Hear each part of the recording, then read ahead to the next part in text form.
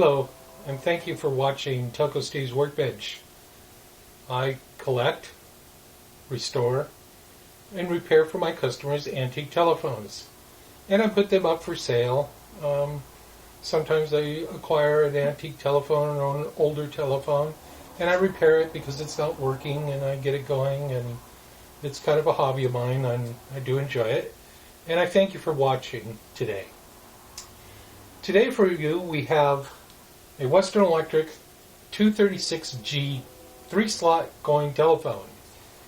Western Electric refers to them as the 236G coin collector phone. And that's because it has a 25 cent, 10 cent, and 5 cent slot at the top for your selection of putting money in to dial a phone number.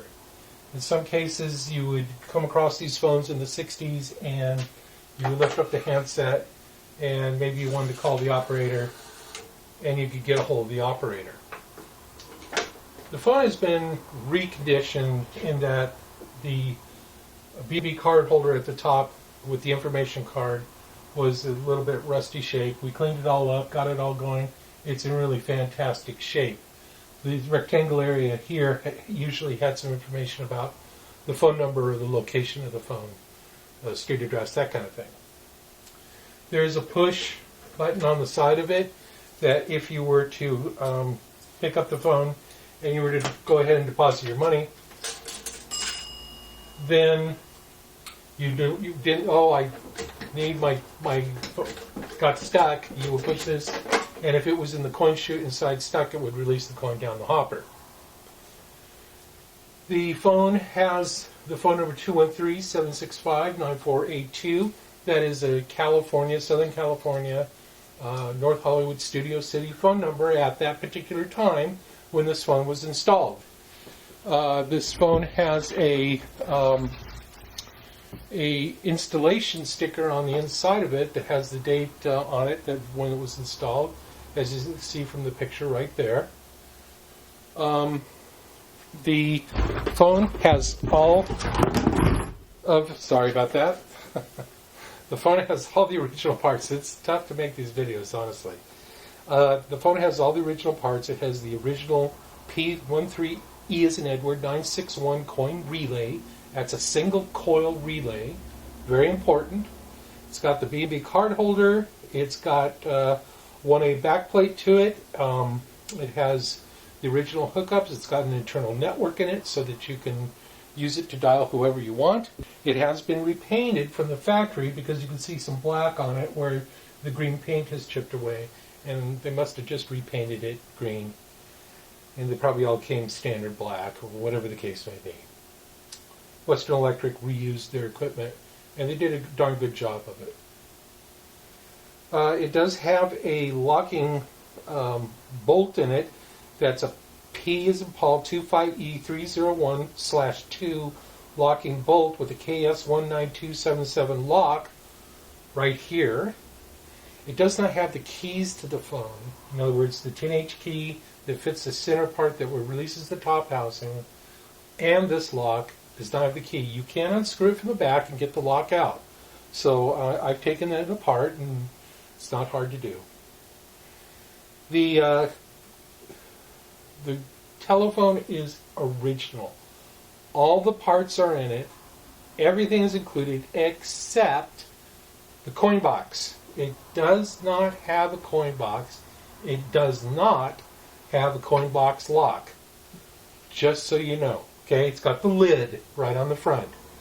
If you were to put it in your man cave and set it up and get it going, there would be nothing, there wouldn't be a coin box involved there. So this coin phone does not belong to me. It's a friend of mine. It's his phone. He gave it to me to clean it up, get it going. As you can see, you polished the hook switch, polished up on the top of the coin mechanism, and the BB faceplate and the coin return chute in it. The phone does work and it has great call quality to it. It does a really good job. And it rings on an incoming call. Sounds great, doesn't it?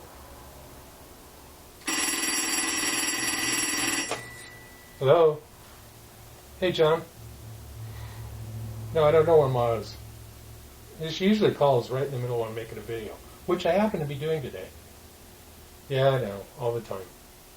Hey, can you hear me okay? No, I'm not talking to the candlestick. I'm talking to you on the coin telephone. Yeah, the green one. Yeah, Green Goblin. Hey, look, I gotta go, okay? I'm right in the middle, so I'll call you back later. Bye. So that was John. He could hear me clear. I could hear him. As you can see, the finger wheel, we're going to hold it because it's not real mounted real well, turns really well. The dial has been totally refurbished on this, so it's working great. And as you can see, the coin chip, it works. So it's really great. That bell is separate down the coin chip, by the way, versus the bell off the network that rings on an incoming call. So, where did I leave off here? The phone is a 1966 model telephone. It's got the dates on it of the hopper of 266, and the date on the coin relay unit is marked 266, and the installation tag is marked 1-66. I will include the BSP wiring guide if you like to have that. I also want to state the phone's original, but to get the dial to work, in other words, to break dial tone, call a phone number, I had to put a thin piece of mylar between two contacts in the back. And off to the side, as you can see in the photograph, it says pull for factory settings. Now, if you do that, what'll happen is that the dial, even though you have dial tone, let's see, pardon me, maybe we could do this. Even though you have dial tone, you will not be able to break dial. You will not be able to dial anyone if you pull that tab. Mind you, it's going to be back to the way it was because that's how it worked back then. This one has been wired with a modular cord, so that what you do, that all I did is off tip and ring, and no extra charge, but it gives you the availability to plug a modular cord into it so that you can plug it into your jack that's 5 feet away, 10 feet away, or a football field away for that matter.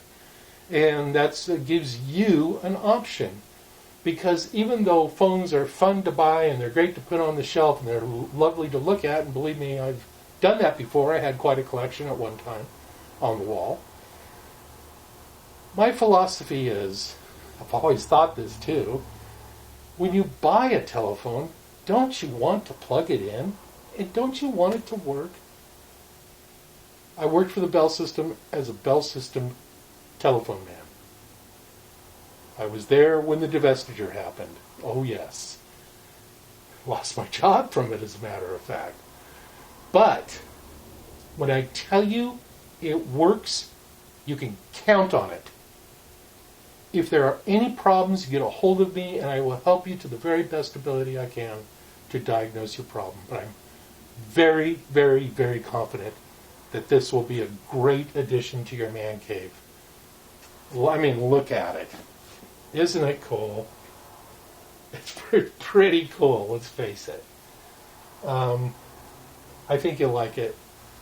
And I know it'll work great for you. And I'm giving you this option with the mod cord so you can plug it in right out of the box. Get it going. Well, by the way, the handset is a G1 type handset.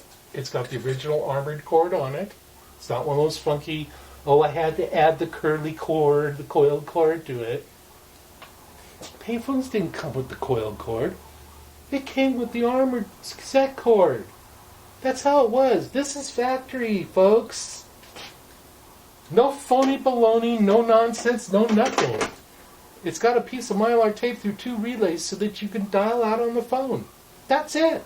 The rest of it is factory.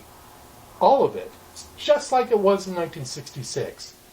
Exactly. With the original phone number. Look on the inside. It's got the guy's name that installed the phone on the installer's tag. The phone is original. That's my point. That's about the size of it that we have for you today. 236G coin telephone, Western Electric. Oh, that never happens, does it? Okay, it's probably the first time for everything on these videos. There's something else. Hello? Yes, operator. No, I didn't. Well, okay. How much? 15 cents? What? Well, yeah, but I just dialed it by accident. Well, no, you can't return my money now because it's not hooked up to... Anyway, thank you for watching Toko Steve's Workbench. Remember, take care of those that you love. Yeah. No, not you. Okay. Yeah. Thank you for watching Toko Steve's Workbench, and I bid you a fine day. Goodbye.